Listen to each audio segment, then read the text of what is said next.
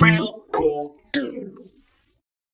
Yo, what's good, real cool people? It's your boy David, the real cool dude, coming at you with another movie review. Today, we will be discussing Glass. So, M. Night Shyamalan finally making his dream come true, I guess. Glass is the movie that's apparently 19 years in the making. It is the climax of the events from the films Unbreakable and Split. Our hero from Unbreakable and our villain from Split finally come together. And honestly, I had no idea what to expect going into this. So we have Bruce Willis back as David Dunn, and we have James McAvoy back as Kevin Wendell Crumb / the Beast / Patricia / all of them. And of course, Samuel Jackson reprising his role as Elijah Price, also known as first name Mr., last name Glass.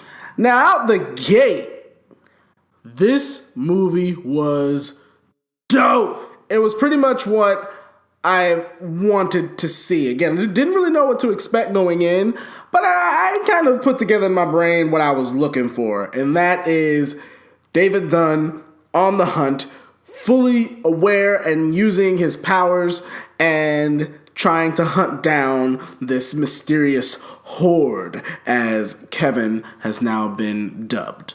And whoo, like the first 10, 15 minutes of this movie, man, like what I wanted was brought to life. It's after these 15 minutes that things start to slow down. Now, Sarah Paulson is in this film. She's introduced as Dr. Ellie Staple. She is the head of this facility, this mental facility. It's almost like their equivalent of Arkham Asylum, but much cleaner. And she, with her task force of police officers, are able to track down David Dunn, Kevin Wendell Crumb, and Mr. Glass. And she brings them to said mental facility. When we get to the facility, it's almost like the story just stretches itself way too thin. Now, everything that happens in this facility is crucial to what happens at the end. And I totally get that because, of course, you know, Shyamalan has a twist.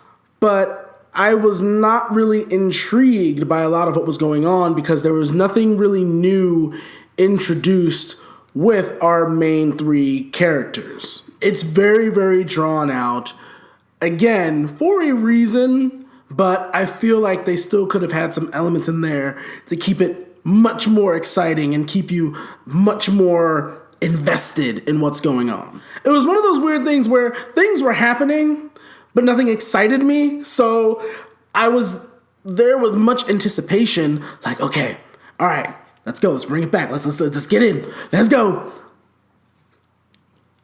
Let's go. We're not, okay, we're just gonna, all right, we're hanging out. But then we get to the end of the film where they set things up, and by the time you see what the plan is for the end of the film, you're like, yes, let's go. But not everything is quite what it seems when we get to the end. And that's all I can really say without spoiling it. I will tell you this. It had me split. On the one hand, I can see what M. Night wants to do. But on the other hand, come on. Like, bruh. And that's not to say that it's not a good ending. But again, it's definitely, I'm sure audiences are going to be, you know, either loving it or hating it. I don't think there's any kind of middle ground for how this film ends. Through and through, everyone does a fantastic job as their characters, bringing back those roles. Of course, the bright, shining star of this is James McAvoy. Come on, bro. Like, we get to actually see more personalities than I believe we saw in Split. Because in Split, you see more, but they're in like just quick little video clips. They introduce an element that allows you to see more of his characters, which is awesome. And Bruce Willis, like, this role was made for how Bruce Willis currently likes to portray his characters. And I mean, Sam Jackson, he's Sam Jackson. He's Sam Jackson. Sarah Paulson is lovely. She always looks like she's about to cry, though. That's kind of like her and Kerry Washington have the same sort of thing, where they're always like,